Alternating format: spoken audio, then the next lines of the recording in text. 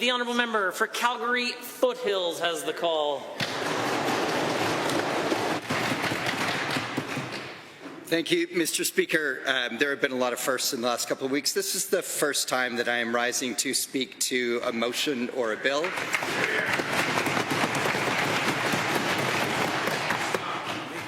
And and most of the heckling is likely to come from the member right behind me. And I'm happy to speak in support of this motion. Mr. Speaker, we've heard quite a bit about the economic benefits that accrue to the renewable projects that have been stalled by this ban on renewables. We've seen reports that say that there are upwards of 118 projects, 24,000 full-time job years at risk. Mr. Speaker, but this is not all that is at risk. When we're talking about those 24,000 full-time job years, we're talking actually only about the direct economic impacts of these projects. So we're talking about the employment that is directly related to the projects itself. This is not making any mention to the indirect economic impact or the induced economic impacts.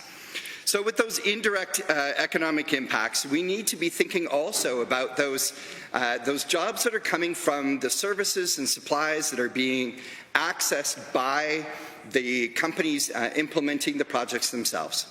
And I think it's important when we think about these things that we're considering that these projects, the benefits are accruing to our rural municipalities and to our rural constituencies.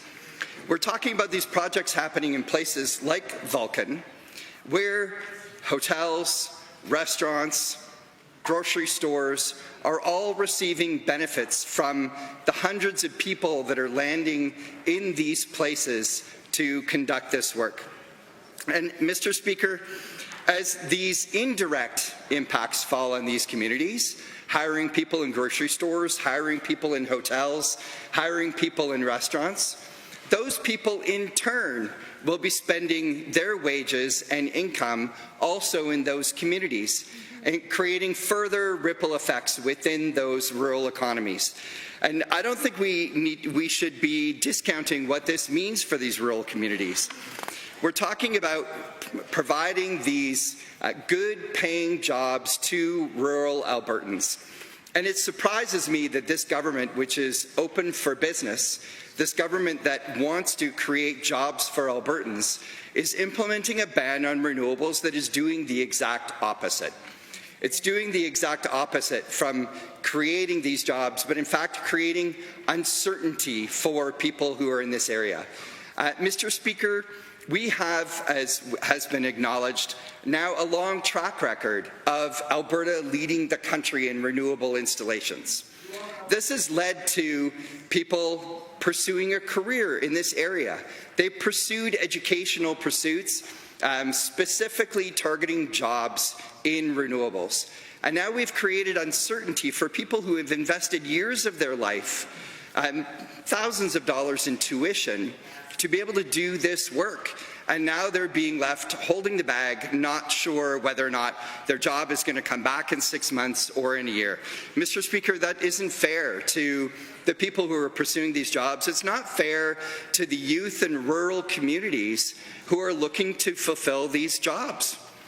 Mr. Speaker, I think we also need to talk about, in these rural communities, the property taxes that rural municipalities were hoping to achieve from these projects. We've seen some studies that upwards of $263 million of property tax is on the table for these projects. $263 million goes a long ways for building the necessary infrastructure for these communities, for building and maintaining roads, for building and maintaining recreational facilities. We need to think about the negative impact that we're having on these rural communities through this ban on renewables.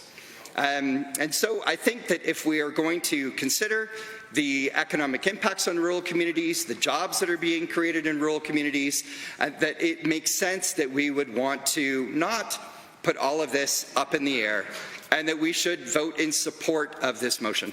Thank you. Job. Honourable member